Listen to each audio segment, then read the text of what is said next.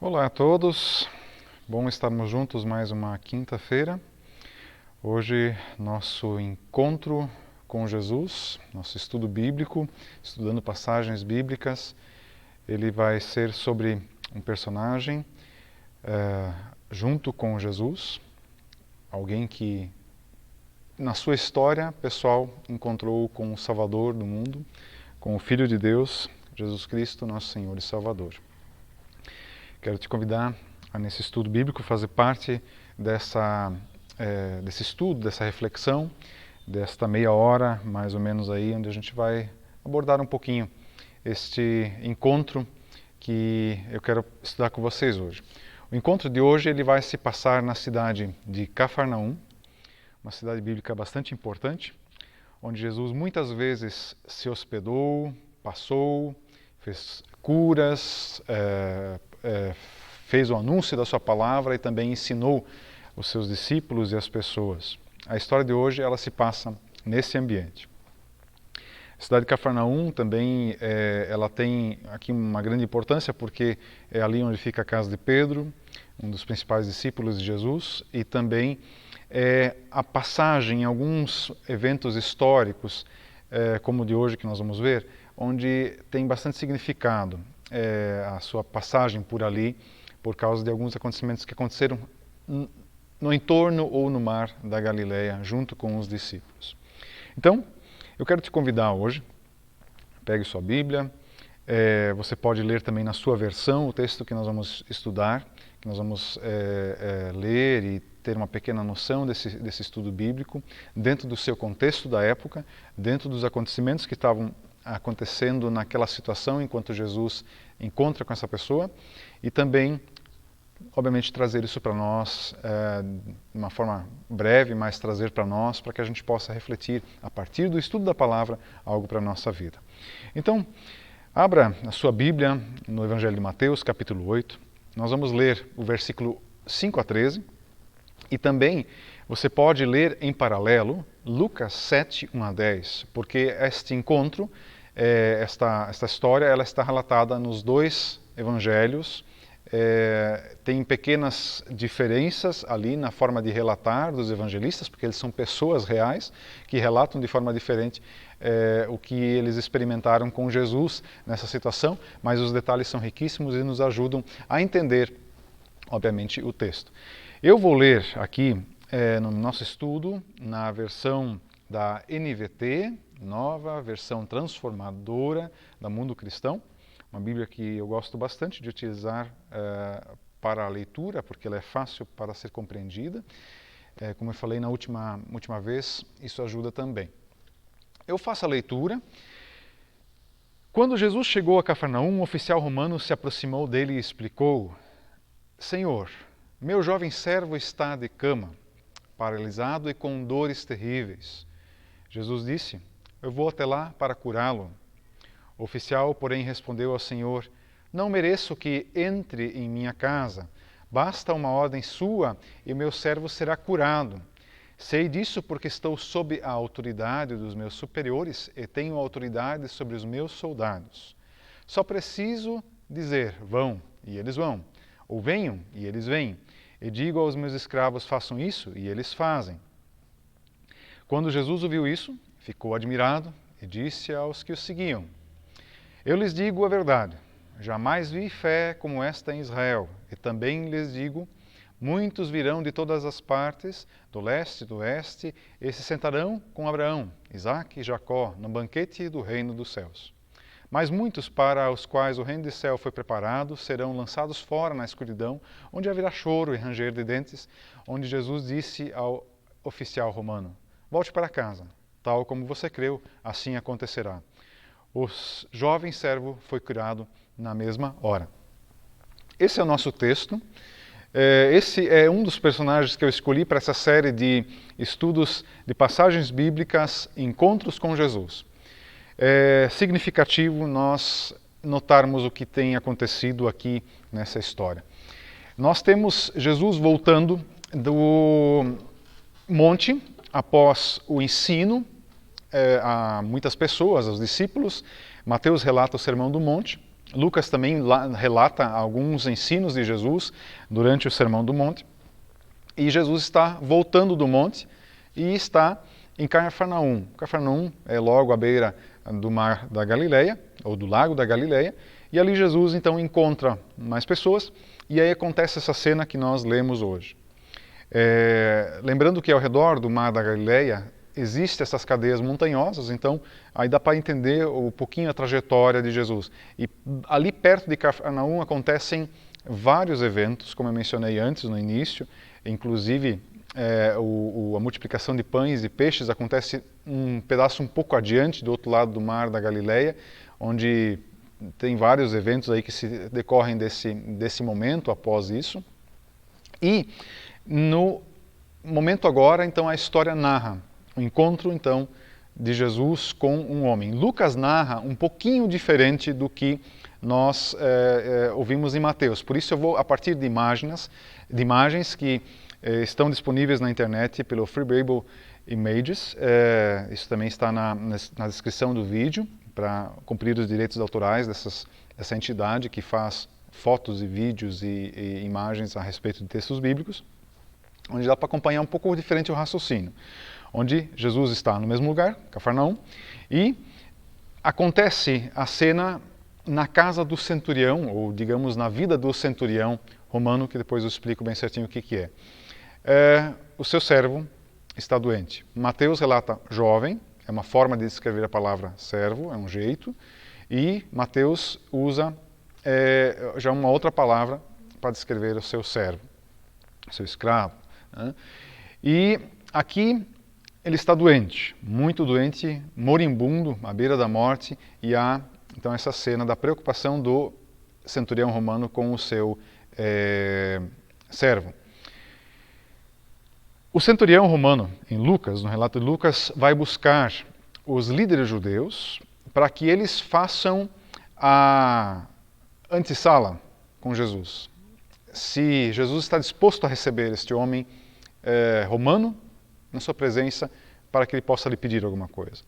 Então, eles intercedem diante de Jesus no relato de Lucas, onde eles vão dizer, olha, esse homem é justo, é digno de ser atendido, de ser acolhido por ti. E aí acontece a cena onde ele vai à presença de Jesus e ele vai expor a situação, da mesma maneira como se coloca em Mateus também, ele expõe a situação e Jesus vai colocar para ele a realidade em que ele quer curar o seu servo, quer ajudá-lo, e agora Jesus ele se espanta com a declaração desse centurião em relação ao seu servo, dizendo, não precisas ir até minha casa, eu sou indigno de te receber, com uma palavra só, você ordenando, eu sei que já é o suficiente. E Jesus se espanta, ou se admira, ou exclama, com o tamanho da fé desse homem. E aí nós vemos que após essa cena, de fato acontece a cura desse homem, desse servo do centurião, e ele pode então voltar à sua integridade física, de saúde, e este é o relato de Lucas. Então essas foram as imagens para nós refletirmos um pouquinho a partir da fé desse centurião para dentro do nosso contexto hoje. Vamos um pouco aos fatos históricos por detrás desse encontro deste personagem bíblico sem nome, mas mencionado pela sua função, com Jesus. Um centurião, em primeiro momento, tem que ser lembrado que este é um soldado com uma alta patente, que está responsável sobre ou é comandante sobre um determinado número de soldados romanos. A princípio, aqui é entre 60 a 100 soldados, mais ou menos. Isso, então, é um cêntrio, né? Por isso centurião, que é a função dele. Ele administra esses soldados. E eles também, como centuriões, junto com seus soldados, eles têm, no Império Romano, a função também de ordem social. Né? Não é apenas a guerra, não é apenas a conquista de territórios, mas também o estabelecimento da paz social nesses territórios onde o Império Romano está. Então também vai ter aí as questões de cobrança de impostos, de fazer questões administrativas competentes ao Império Romano, junto com essas províncias, esses lugares dominados pelo Império Romano. E eventualmente também existe até situações onde esses centuriões vão ser convocados para fazerem questões judiciárias, né, independente aí dependendo de algumas situações que vão acontecer, né, da realidade onde o Império Romano domina. Então eles têm várias funções, mas o que caracteriza quem eles são é o seu alto comando sobre soldados, abaixo, obviamente, de outros comandos e, em especial, do imperador romano. O que chama a atenção é que é um indivíduo de classe alta, não é alguém que é da ralé popular romana e muito menos da judaica, não faz parte do ambiente ou seja, não é uma pessoa judaica, é um romano que está exercendo a sua função lá em Cafarnaum. E para a gente entender um pouco melhor isso, eu quero pegar e fazer alguns pequenos esclarecimentos para nós, para vocês, a respeito do porquê a Judéia, ou como a gente conhece a Palestina, ela é dominada pelo Império Romano. Lembrando que desde os anos 700 a.C., o mundo judeu, o mundo israelita, ele é dominado por várias nações. E a partir do ano 63 depois de Cristo, há uma conquista pelo Império Romano dessa região. É uma conquista um pouco diferente dos outros povos que conquistaram então a Judéia, mas a partir do general Pompeu se conquista a Palestina e aí se passa a implantar o Império Romano naquela região, onde essa região vai funcionar como uma espécie de província, um pouco autônoma, por isso meio semi-autônoma, com autoridades locais do povo instituídas para governar, inclusive, e também para estabelecer leis e obviamente, manter a ordem social e religiosa em especial. Por isso nós vamos ver muitas vezes a situação onde Jesus vai mencionar o Sinédrio, por exemplo. Isso eu também faço questão de falar aqui, né, na Palestina ou na Judéia. Essa região, então, tem os órgãos políticos e o mais importante deles é o Sinédrio. É uma espécie de senado composto aí por 71 membros que comandam isso, né? São sumos sacerdotes, né? Esse é o órgão responsável, né, pela vida dos judeus, pela aplicação e o cumprimento das leis, das ordens internas. Isso tanto se refere, em especial, às leis judaicas, como também às leis romanas. E é um contexto político bastante conturbado em meio ao povo, existem partidos, né? Então a gente vai ver aí Jesus citando isso muitas vezes, saduceus, fariseus, tem os essênios, também tem os zelotes, né? Então são partidos que lutam aí para ter uma hegemonia, um poder aí nesse comando dessa espécie de política interna da região, junto com o Império Romano. E esse cenário sempre aparece. E junto com isso existem centenas e milhares de soldados espalhados por todo o Império Romano e nessa região também, para que haja o contexto de ordem romana. Muito bem. Aqui também é preciso ser dito o seguinte, esse homem, esse centurião que nós não temos o nome dele, ele, pelo povo judeu, ele não é um indivíduo bem visto, bem aceito. Ou um romano não é bem visto e bem aceito na situação de domínio do ambiente judaico, né, dos judeus. Mas, como tem que ser tolerado, é o Império Romano, vão se aguentando aí, né, apesar das prerrogativas aí de rejeição dessas pessoas, inclusive também de não ter muito contato com eles, por causa das questões culticas, cerimoniais, de pureza também do povo judeu. Então existe um afastamento e uma rejeição dessas pessoas para o povo judeu. Então esse é um aspecto primeiro que a gente tem que levar em conta, né? Um romano, dentro do contexto judaico, ele não é tão bem visto assim. Isso ajuda a gente a ir para o que vai acontecer nessa cena, que é o relato de Jesus, do encontro dele. Mateus relata de um jeito, sem a interferência dos sacerdotes ali, dos líderes judeus, e Lucas um pouco diferente. Mas há um encontro de Jesus com esse homem. Esse é fato, isso é registrado pelos evangelistas de forma bem clara. E aí nós temos a descrição da fé desse homem no encontro com Jesus. E aqui entram alguns aspectos interessantes, legais, que dá para a gente explorar. Eu queria primeiro explorar o aspecto da fé desse homem em meio às adversidades, porque ele está fora da sua nação de origem, da sua cultura de origem, ele está aqui dentro, enraizado dentro agora da cultura judaica. E Lucas, ele relata esse evento quando tem aí então a percepção de que ele precisa de ajuda quanto ao seu oficial, seu servo, né? E aí ele pede a ajuda, né, aos líderes judeus. Isso está no versículo 3 e 4 do capítulo 7 de Lucas. E aí é mencionado, ele merece sua ajuda, pois ama o povo judeu, até nos construiu uma sinagoga. Aí chama muita atenção que ele é romano, mas ele construiu uma sinagoga em Cafarnaum. O que está acontecendo aqui?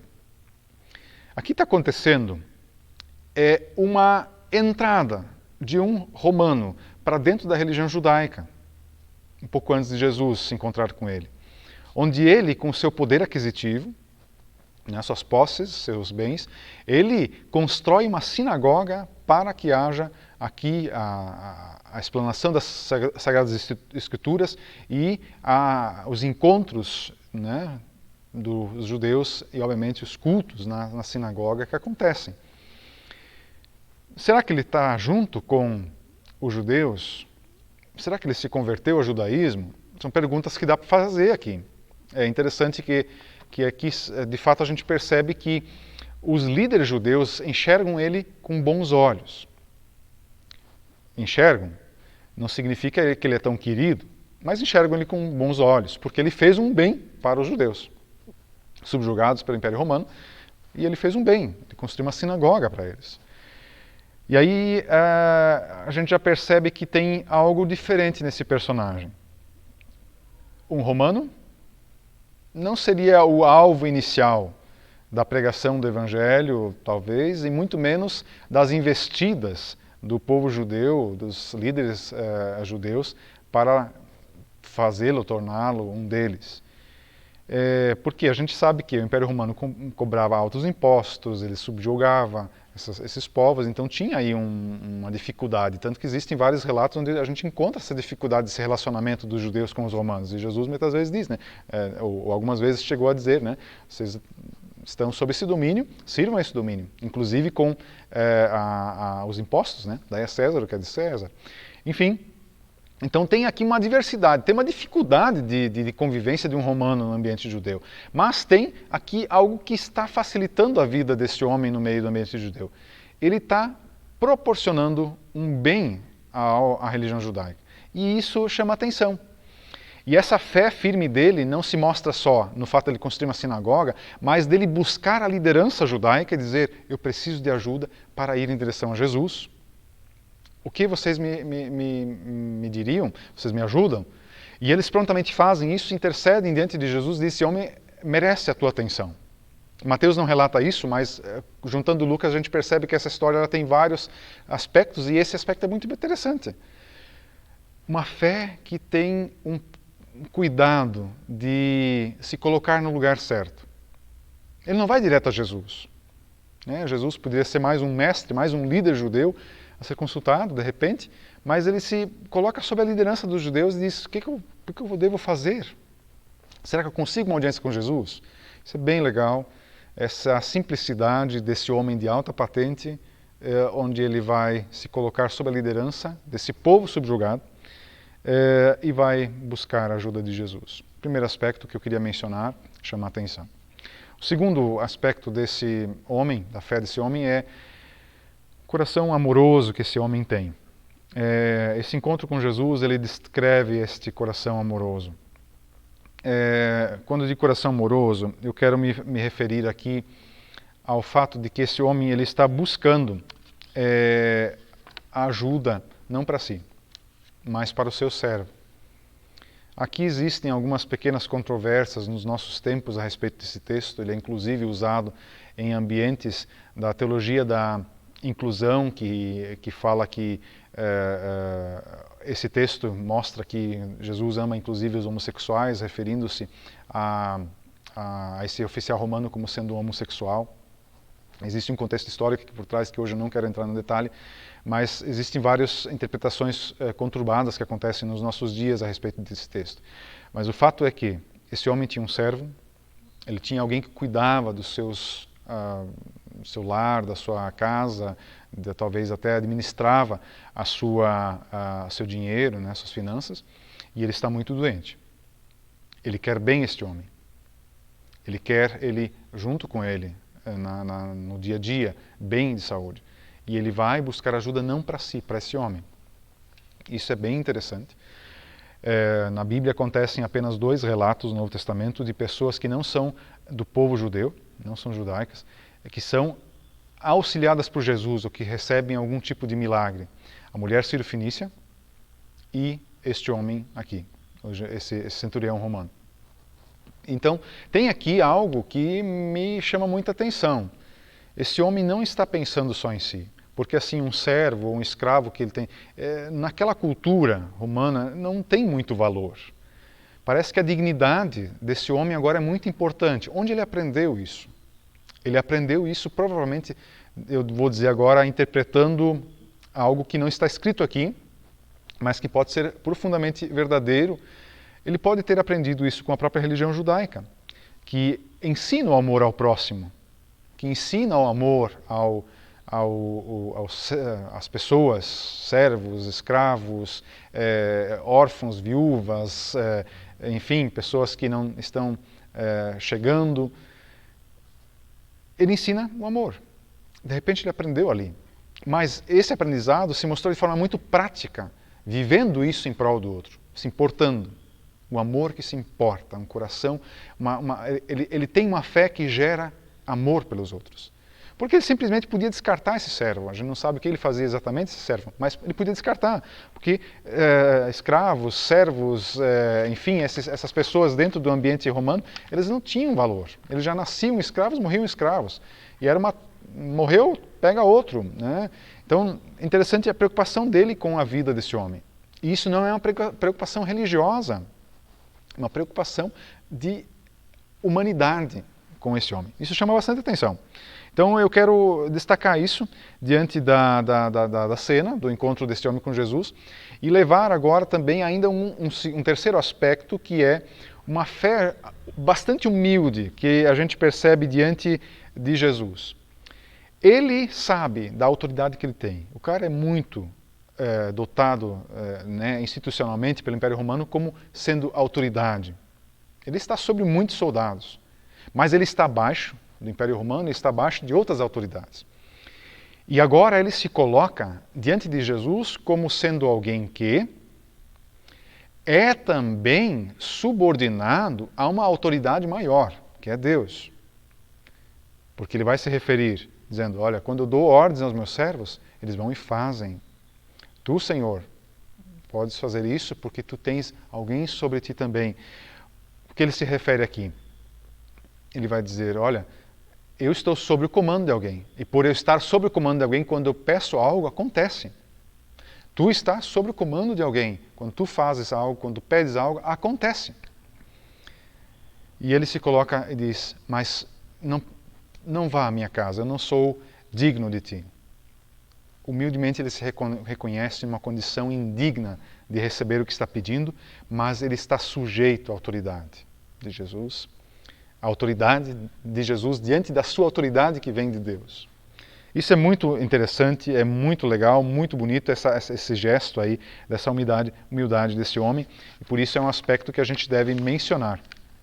E aí, onde entram então algumas constatações que vão acontecer aqui. Jesus ele vai olhar para este homem e para as pessoas que estão à volta e vai dizer, nunca, é a admiração de Jesus, nunca, jamais, vi fé como esta em Israel. Jesus está se referindo à fé do contexto histórico que Jesus vive.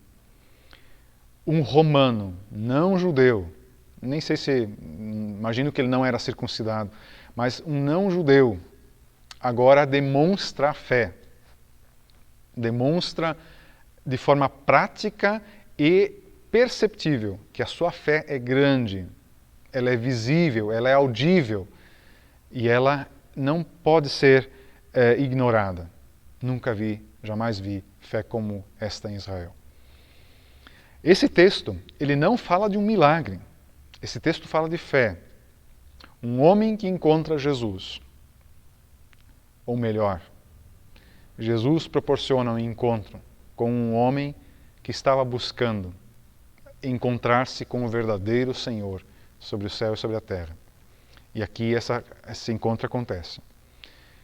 Jesus jamais viu isso no povo de Israel, mas ele vê logo no seu ministério, no início do seu ministério, uma fé genuína, grande, uma das menções maiores de fé que tem no Novo Testamento, se a gente fosse comparar, né, os discípulos não são mencionados dessa maneira, eles têm fé pequena, outros nem fé tinham. Então é interessante isso, e eu queria destacar isso, dessa clareza que Jesus vê nesse homem como alguém que crê. E agora, deixa eu mencionar aqui algo bastante significativo, que é, o relato não está em torno do milagre, isso não é a coisa mais importante desse relato, mas é a fé. E aí, eu quero cruzar isso aqui para os nossos dias, para nós, como pessoas do século que nós vivemos, que não somos judeus, mas que fomos alcançados pelo Evangelho. Nós precisamos de um Senhor que não entre na nossa casa, mas que entre na nossa vida. É o que acontece com esse homem.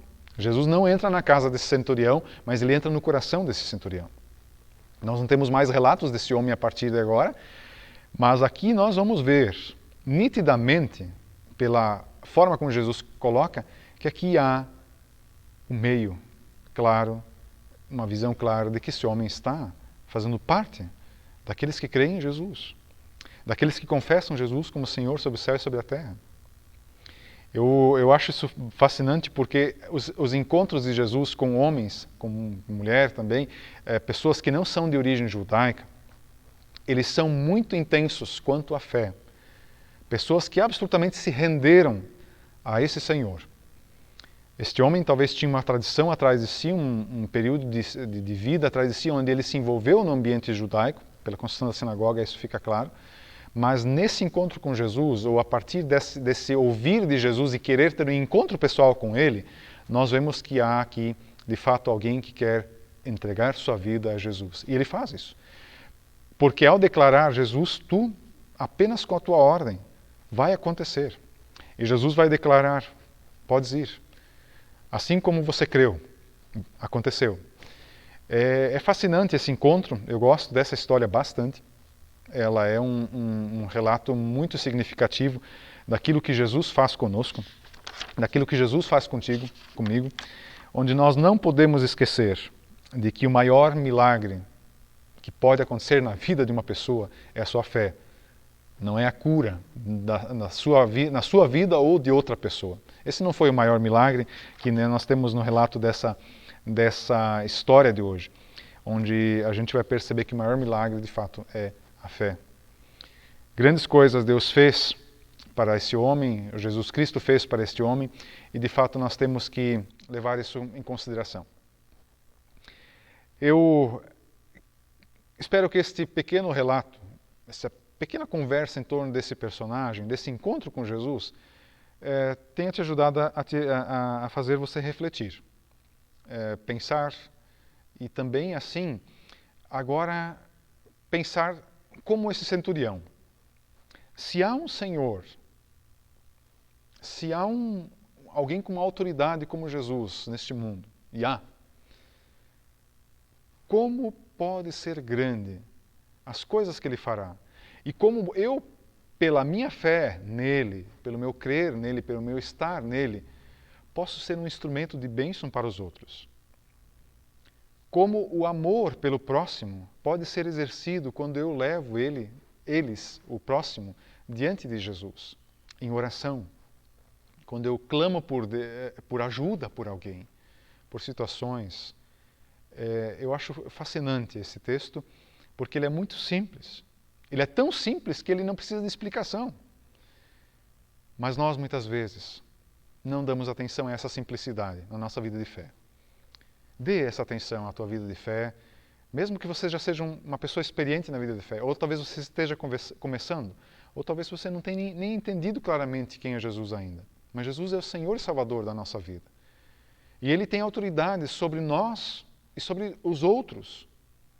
Mas nós podemos ser e entender que quando existe autoridade no mundo, quando existe governo no mundo, quando existe cuidado de algo no mundo por nós e por aquilo que foi criado, nós podemos pedir. Pedir em Cristo Jesus a Deus para que haja a cura, a libertação, a transformação, mas principalmente ter esse cuidado como esse homem teve. Em meio às adversidades da vida, do dia a dia, ele caminhou da forma correta em direção a Jesus. Ele ousou procurar Jesus, dentro daquilo que ele achou o mais correto. Nós hoje podemos ir diretamente, não precisamos perguntar a nenhum líder se podemos falar com Jesus. Podemos falar com Jesus, podemos interceder. Mas interessante que, como igreja cristã também, dentro da liderança cristã, há esse aspecto onde a gente deve se envolver como aquele que crê em Jesus, aquele que tem fé como centurião, a fazer parte da história do reino de Deus. No texto que nós lemos vai aparecer a descrição de que vão fazer parte, isso está em Mateus, né? Fazer parte do reino dos céus, pessoas que vão se assentar do leste ao oeste, ou seja, nações diferentes, pessoas de outros povos, vão se sentar com Abraão, Isaac e Jacó no banquete do reino dos céus. Eu, por crer em Jesus, eu faço parte já dessa gente do oeste, do leste, que faz parte do banquete nos céus com Abraão, Isaac e Jacó. E esse oficial romano também é um deles. Mas nós queremos que mais façam parte. Como igreja cristã, nós queremos que outros façam parte. Enfim, aqui ainda poderíamos falar mais coisas, mas eu quero destacar apenas essas para esta reflexão, esse estudo bíblico de hoje à noite. Que Deus te abençoe, leia novamente talvez o texto, pense um pouco sobre ele, ore sobre ele, pratique aquilo que no último estudo eu mencionei, de lê-lo, de perguntar ao texto o que Deus tem a me ensinar, o que fala sobre Deus, o que fala sobre mim, o que eu devo agradecer, o que eu devo pedir, onde talvez eu devo me arrepender, onde eu devo mudar. Faça aquelas perguntas do último estudo bíblico. Se você não acompanhou, vá um estudo atrás, da quinta-feira passada, e pegue essas informações, isso é bem importante, e faça isso. Como é significativo para a nossa vida esse andar em direção a Jesus, com fé autêntica, que não vem por religiosidade, que não vem por nada que nós produzimos em nós mesmos, mas que é produzido pelo próprio Deus, pela sua palavra, que vai transformando e vai mudando a nossa história, a nossa vida, como ele fez com esse centurião. E o encontro com Jesus, ele aconteceu. Conosco, ele de repente também já aconteceu, mas ele sempre vai continuar acontecendo, vai ser presencial. Esse estar junto com Jesus e a gente poder viver uma fé humilde que está voltada para os outros também. Deus te abençoe. Até quinta-feira que vem, onde eu vou trazer então mais um personagem bastante interessante de um encontro que Jesus teve no seu tempo aqui nesta terra. Fiquem todos com Deus, gratos por aqueles que nos acompanharam até aqui.